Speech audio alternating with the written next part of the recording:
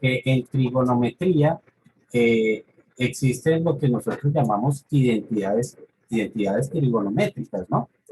Esas identidades trigonométricas lo que hacen es relacionar algunas razones trigonométricas.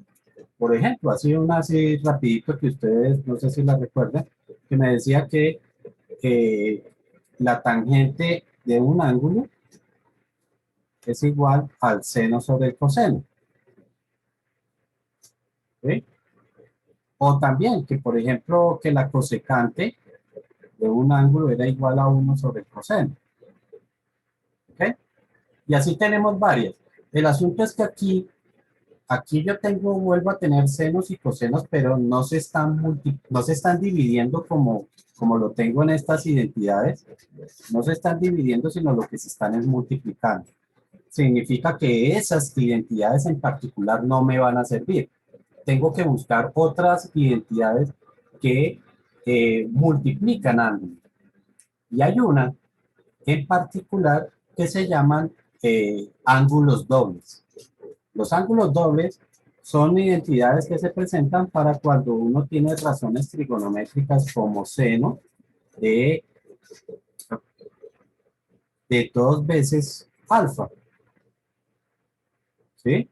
Eso es lo que nosotros le llamamos una identidad de un ángulo doble. ¿Ok? Y esa es en particular la que necesitamos. La identidad trigonométrica de 2 veces alfa me dice que eso es igual a 2 por el seno del ángulo por el coseno del ángulo.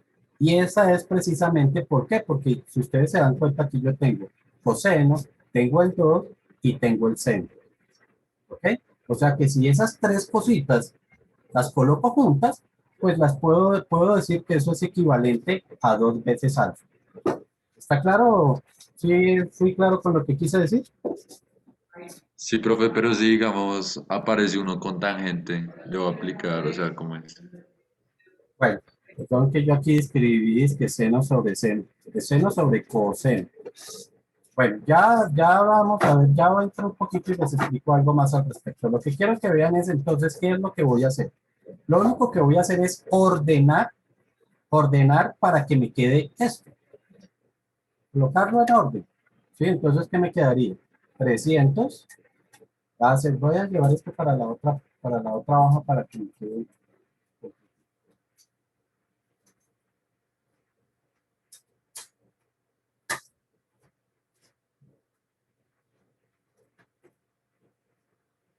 Y ya sabemos que lo que yo quiero es aplicar el seno de 2 veces alfa, que es igual a 2 por el seno de alfa por el coseno de alfa. ¿Ve? Entonces, vuelvo y repito, lo único que voy a hacer es ordenar esto para que me quede, digamos que eso que tengo ahí sería 8. El 2 lo necesito, así que el coseno y el 2 lo necesito, así que todavía no los meto. El 80 sí lo puedo sacar. Y el 9,8 que está dividiendo también lo puedo sacar. Eso significa que dentro del paréntesis me va a quedar el 2 que me hace falta escribir por el seno del alfa por el coseno de alfa. Y ahora sí tengo la forma que necesito. ¿Para qué?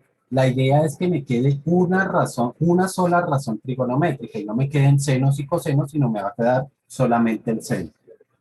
¿Listo? Así que esto sería 300 perdón, es igual a 8 multiplicado por 80 dividido entre 9,8. Y esto ya lo que tengo dentro del paréntesis, si lo escribo como seno de 2 veces alfa. ¿Ok? Ya aquí entonces es empezar a despejar para poder hallar ese ángulo alfa. El 9,8 que divide, este 9,8 que divide, pues pasaría a multiplicar, ¿cierto? Eh, este 8 y este 80 están multiplicando, pasarían a dividir. Entonces quedaría como 300 por 9,8 dividido entre 8 multiplicado por 80. Tengo un pequeño problema.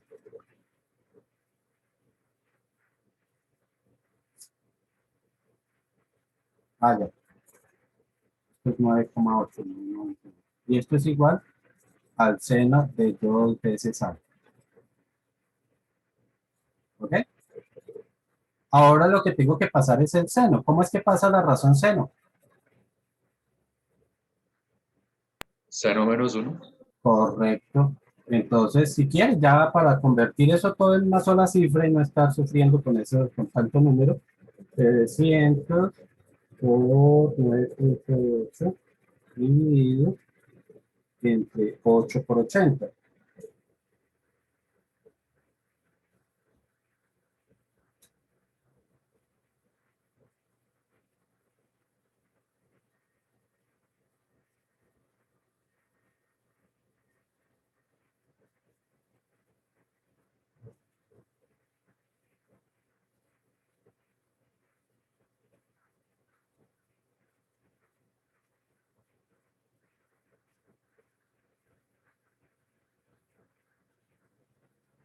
Bueno, aquí me encontré con un resultado bien particular. Seno a la menos 1 de ese resultado. Y eso va a ser igual a 2 veces A. Hasta ahí quedaría así. ¿Sí estamos? ¿En qué radica el caso bien particular? Pues resulta que si ustedes tienen que calcular el seno a la menos 1 de ese valor, les va a dar más error. No sé si alguien lo está tratando de hacer. Profe, espera, una pregunta. El 4,59 es del 300 por 9,8. Bueno, eso. El 4,59 sí es la solución de esto que tengo acá. De esto. Pero es que a mí me da otra cosa, o sea, debo ponerlo con paréntesis. ¿Sí? ¿Cuánto te da luego a ti? A mí me da, o sea, mucho más, me da 29.400, Ok, pero sí, claro, claro. Es por lo que no estás colocándole el paréntesis sobre todo el denominador. Ese es el que se necesita. ok. O sea, le pongo a ambos y ya. Se necesita ese en particular para el de abajo. Ah, sí, profe, sí, ahora sí me da. Bueno, les decía que este resultado me da más error. Les voy a explicar más error. ¿Por qué pasa eso? ¿Por qué me da más error? ¿Y cuál es la interpretación de eso? Les recuerdo que nosotros estamos hablando de la función seno, por eso es que por eso es que uno siempre les coloca que hagan esas gráficas de los senos y cosenos, ¿sí? Fue el trabajo que nosotros hicimos de razones trigonométricas. Que, si ustedes recuerdan, la función seno alcanza un máximo valor de 1. Ese es el máximo valor que alcanza la función, 1. Y aquí me está diciendo que el máximo valor es 4,59. La función seno nunca llega hasta ese valor. Por eso es que me da más error. ¿Sí está claro? La curva completa del seno es así. Entonces, por eso es que da más error.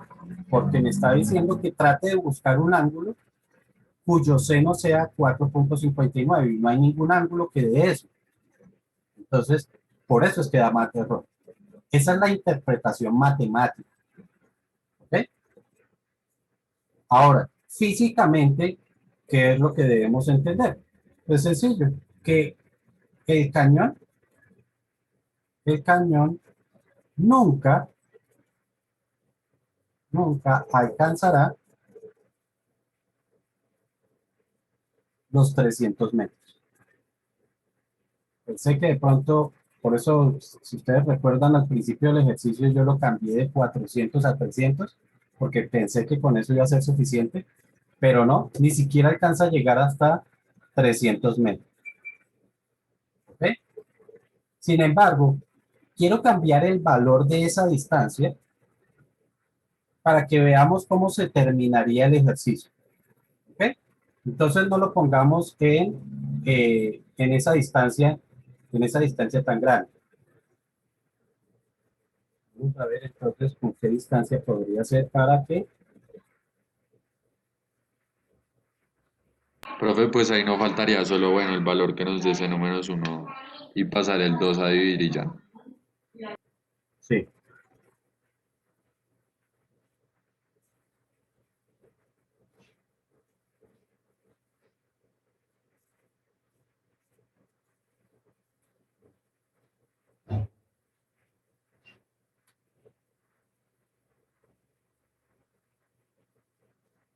sí, pero un momento. Si nosotros cambiáramos el valor o la distancia que tiene que recorrer a 50 metros, pues el único valor que se está cambiando sería este de acá, ¿sí? Porque estos 300 salió de la distancia que tenía que recorrer la flecha. Entonces, si lo cambiáramos a 50, lo único que va a cambiar es ese 300 por un 50. Entonces, para nuestro caso sería 50 igual, los otros valores se van a mantener exactamente iguales. 80, voy a transcribir desde por acá. 50 sería igual a 8 por 80 dividido entre 9.8 y eso va a ser igual, bueno, a seno de 2 alfa. Ahora sí tendríamos 50 multiplicado por 9,8 dividido entre 8 por 80 y esto sería seno de 2 alfa.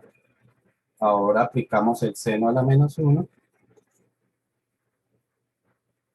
de este resultado que es 0.7656.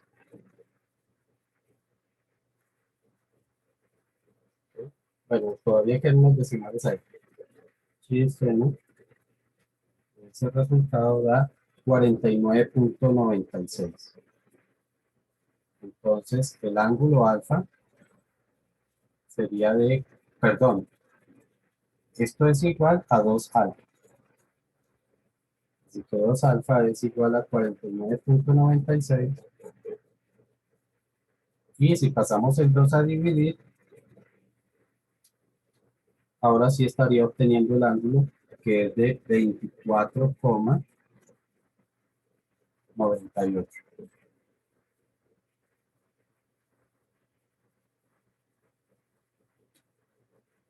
¿Ok? Y esa ya sería, digamos que, la conclusión del ejercicio. El cañón se debe disparar en un ángulo de 24,98. ¿Alguna pregunta? Profe, ¿será que por favor podría explicar un poco más lo de identidades trigonométricas y cuándo se pueden aplicar? Bueno, las identidades trigonométricas normalmente las utilizamos cuando en el procedimiento matemático, pues yo tengo combinaciones de razones trigonométricas, ¿sí? Por ejemplo, yo tengo una combinación, me dice que cualquier cosa, cualquier valor A, y resulta que tenemos una combinación de razones trigonométricas. Por ejemplo, que me aparece por aquí que seno multiplicado por tangente, ¿sí? Entonces, este sería un caso en el que yo tendría que buscar una identidad trigonométrica que me relacione esa multiplicación, ¿ok? Bueno, aquí para explicarles una más fácil, digamos que yo tengo un valor A y esto es igual a, digamos que a seno multiplicado por la secante, seno de un ángulo multiplicado por la secante, perdón, sí, sí, por la secante del ángulo. Entonces, aquí tengo una combinación de dos razones trigonométricas y resulta que, en principio, ni siquiera en la calculadora aparece la secante, ¿cierto? Ni siquiera está. En la calculadora yo solamente tengo seno, coseno y tangente, nada más. Pero entonces aquí es donde tengo que recurrir a una identidad trigonométrica, recordando que la secante de un ángulo lo puedo calcular como 1 sobre el coseno de ese ángulo. Entonces, puedo reemplazar aquí y me quedaría que el seno del ángulo multiplicado por 1 sobre el coseno del ángulo. Y ahora sí puedo decir que seno multiplicado, pues aquí tengo que hacer multiplicación de dos fracciones, ¿no? Recuerden que multiplicamos de frente, el de arriba con el de arriba, el de abajo con el de abajo. Seno por 1 me quedaría seno del ángulo y 1 por coseno me quedaría coseno del ángulo. Y entonces, pero sigo teniendo dos identidades trigonométricas, o perdón, dos razones trigonométricas. Tengo que buscar una tercera. Y yo sé que la tangente de un ángulo es igual al seno sobre el coseno. Y ya la convertí en una sola. Entonces aquí me quedaría que esto es igual a la tangente del ángulo. ¿Sí? Teniendo un valor A, lógicamente el valor A sí lo debo tener. Vamos, para poner alguna cifra, 2.5. Y entonces, ahora sí puedo seguir con el procedimiento de tangente, pasar la tangente, tangente a la menos 1, de ese 2,5, y esto va a ser igual, ahora sí, al ángulo, que era lo que yo necesitaba hacer. Ese sería un procedimiento en el que estamos aplicando razones trigonométricas para poder hallar un valor determinado, o para poder hallar un ángulo. ¿Alguna otra pregunta ahí?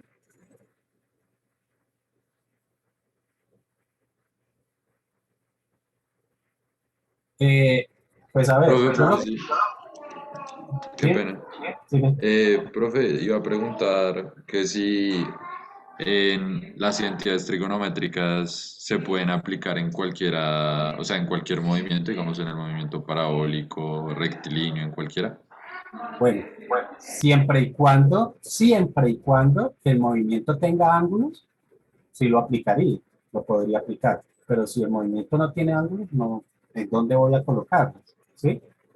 Si ustedes se dan cuenta, el único movimiento que nosotros analizamos que tenía ángulos era precisamente este del movimiento parabólico, porque ya caída libre no tiene ningún ángulo. Caída libre, pues es un solo movimiento que se da en una sola dirección, ya cae el objeto y se acabó. O el movimiento rectilíneo, igual, nosotros siempre, digamos que analizamos situaciones donde el objeto, pues sí, el objeto, llámese un vehículo, un carro, lo que sea, eh, se movía en una sola dirección. ¿Sí? Y yo tengo aquí la carretera, nosotros siempre pensamos en movimientos, en objetos que se movían de esta forma. Ahora, que si lo puedo pensar, sí, claro. Imagínense que ahora esto es un plano cartesiano, y entonces yo tengo un objeto que se mueve en este sentido. Ah, ok, ahí sí tengo un ángulo. Y entonces, si se mueve en ese sentido, ahí sí podría pensar de que va a haber razones trigonométricas y lógicamente identidades trigonométricas. Pero, pues, no les corresponde a ustedes ese tipo de problemas. De hecho, yo lo que quería era que vieran una situación como esta y que vean que va a ser más complejo que su solución, pero lógicamente ustedes no han tenido la oportunidad de trabajar identidades, pues no les voy a colocar algo como este ejercicio. En la evaluación no va a salir nada así, en el que ustedes tengan que buscar identidades trigonométricas ni nada por el estilo, porque no las han trabajado. ¿Ok? Ok, Tenemos un jugador de tenis,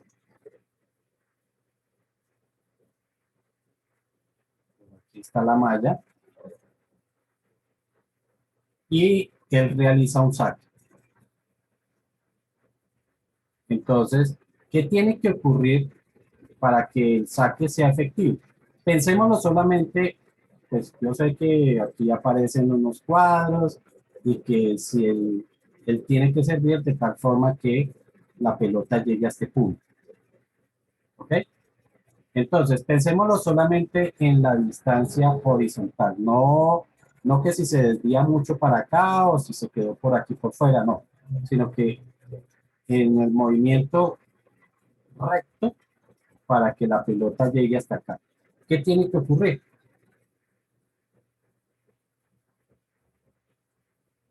Para que sea Que efectivo pase el la saque, malla. que pase la malla, ¿cierto? O sea que si ahora miro la cancha así en forma horizontal, por aquí quedaría la malla, ¿cierto?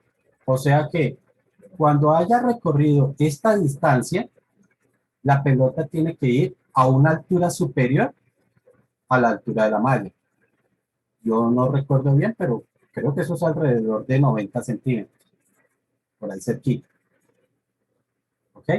Pero además la pelota tiene que caer antes de esta línea, ¿cierto? O sea que igual que cuando haya recorrido una distancia, llamémosla X2, esta sería la X1 donde está la malla, la X2 sería el lugar donde va a caer la pelota, ¿cierto? O el límite de la zona de saque. Entonces, ¿cuál sería la altura en X2?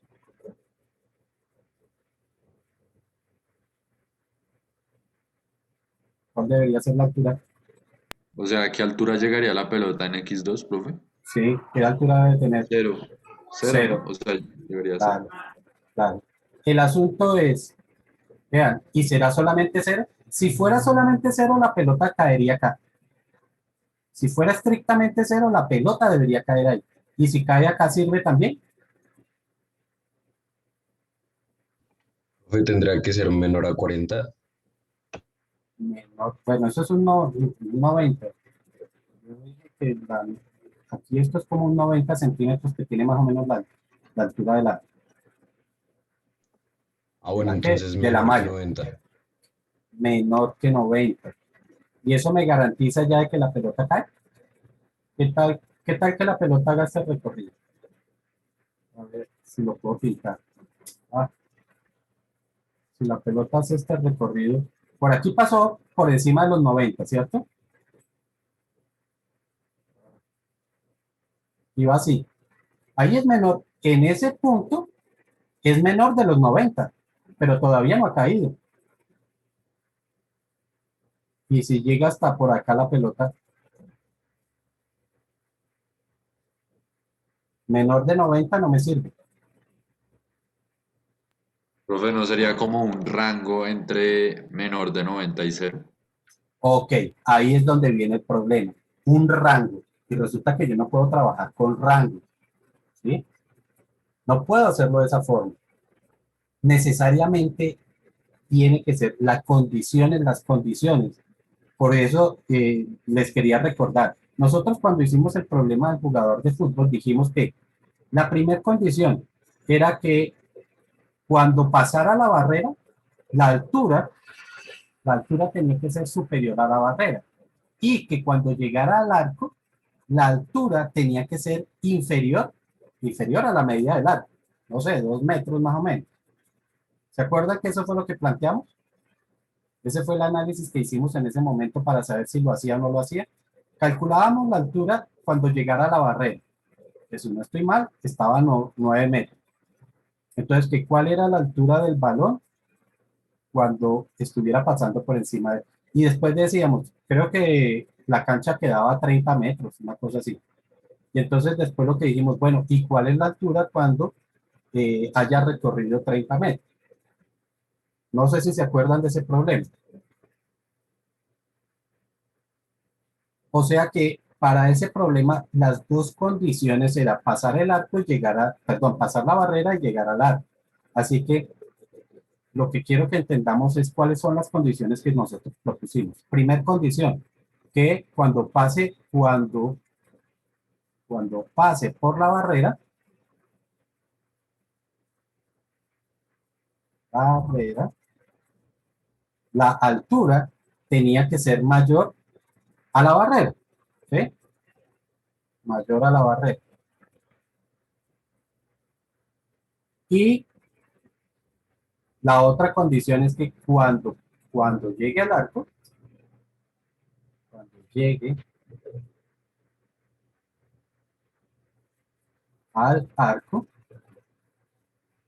entonces la altura tenía que ser menor que el arco. ¿Sí? ¿Sí se acuerdan de eso? Y eso fue lo que planteamos y eso era lo que tenía que ocurrir para que efectivamente se hiciera el golpe. Para esta situación no es igual.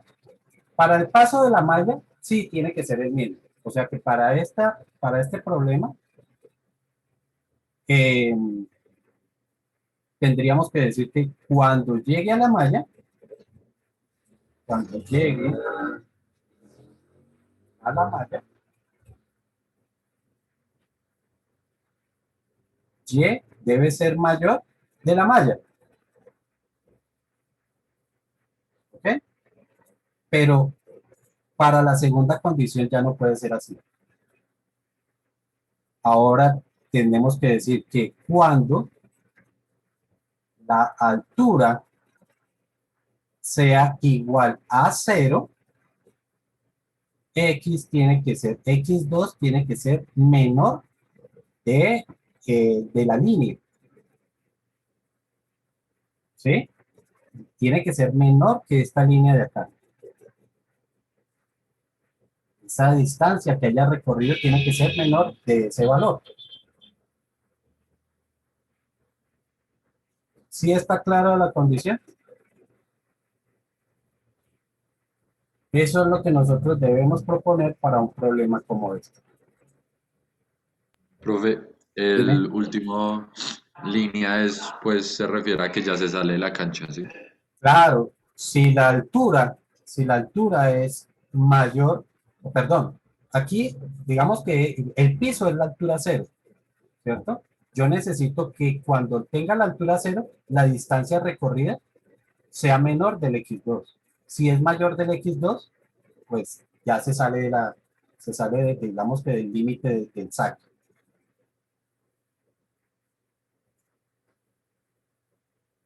¿Sí estamos? Ya lo otro, pues es sencillamente darle algunos valores, que por cuestión de tiempo creo que ya no alcanzo, pero ya sabemos es básicamente cómo calcular, ¿cierto? Entonces, lo primero que tengo que calcular es que, recuerden que para ese caso yo sí les tengo que dar a ustedes una velocidad y les tengo que dar el ángulo. Esas dos cosas se las tengo que dar, ¿sí? Entonces, para esto, para esta parte de acá, yo lo primero que tengo que calcular es el tiempo en recorrer la distancia X.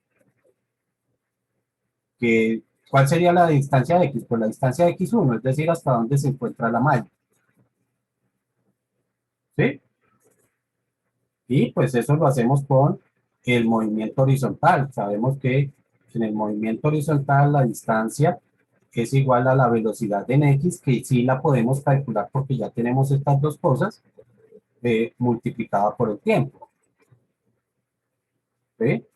Entonces ya yo sé qué distancia porque pues es una cancha, así que será un valor conocido, una cancha de tenis, pues ese valor se conoce y sencillamente calculamos el tiempo. Esto sería un tiempo 1, no es el tiempo de vuelo porque la bola todavía no ha terminado de caer. Y con ese tiempo yo podría calcular cuál es su altura, cuál es la altura que tiene la pelota. ¿Ya estamos? Eso sería el primer cálculo. Mientras que para el otro cálculo, para este de acá, entonces yo lo que calculo, ahora sí tengo que calcular es un tiempo de vuelo. Y con el tiempo de vuelo, entonces puedo calcular la distancia que va a tener en ese instante. Ya sabemos que el tiempo de vuelo, ¿de qué análisis lo hallamos? ¿Del vertical o del horizontal? Horizontal. Vertical. El tiempo de vuelo se halla del análisis vertical. Y recuerden que dijimos que había dos formas de calcular ese tiempo de vuelo. Una que era exclusivamente cuando el objeto subía y bajaba a la misma altura. Y yo les dije, tiempo de vuelo, que lo acabamos de aplicar, era igual a 2 veces la velocidad inicial en y dividido entre 9.8. Pero cuando el objeto hace un recorrido que puede ser solamente porque cae o solamente porque o parte desde una altura y llega hasta otra altura. En el caso de un sacador de tenis, ¿cuál sería de los tres? ¿Cuál es? El tercero, ¿no? El tercero, claro. Pero para cualquiera de estas dos cosas, yo les dije a ustedes, el tiempo de vuelo se halla es a partir de la ecuación de cambio de altura, que esa la hicimos aquí cuando hablamos cuando hicimos el ejercicio del indio. Des en cuenta, mírenlo, nosotros calculamos ese tiempo de vuelo fue a partir de esta ecuación y aquí estaba cómo se hacía ese procedimiento. Entonces, Profe, ese mismo, dime, o sea que el tiempo de vuelo para el segundo y tercer caso es y es igual a y inicial más velocidad, esa ecuación. correcto, lo tengo que sacar de ahí. Sí, eso lo tengo que hacer. Y estas dos alturas, pues será la altura inicial y la altura a la que yo quiero que llegue el objeto. ¿Sí? De pronto alguien dice, no, yo no quiero que llegue hasta el piso, yo quiero que, por el contrario, sea algo como esto. El caso de un jugador o del lanzamiento de un balón de baloncesto, ni empieza en cero ni termina en cero, ¿cierto? Porque aquí está el lanzamiento desde la altura bueno, pongamos la cabeza del jugador hasta otra altura. Entonces el tiempo de vuelo, pues ni empieza en cero ni termina en cero. Entonces ahí tenemos un ejemplo y este es para aplicar precisamente este caso de acá. Es decir, a partir de la ecuación de alturas. Con esta ecuación es que nosotros tenemos que trabajar para poder hallar ese tiempo de vuelo. ¿Sí está claro? Sí, profe. Y entonces ya con eso, pues vuelvo y repito, lo que calcularíamos es el tiempo de vuelo y con ese tiempo de vuelo entonces podemos calcular la distancia recorrida. ¿Ya? De esa forma entonces sabemos esta distancia entonces me tiene que dar menor a la distancia hasta donde tiene que llegar como máximo la pelota, digamos al límite del área de saque. ¿Ok?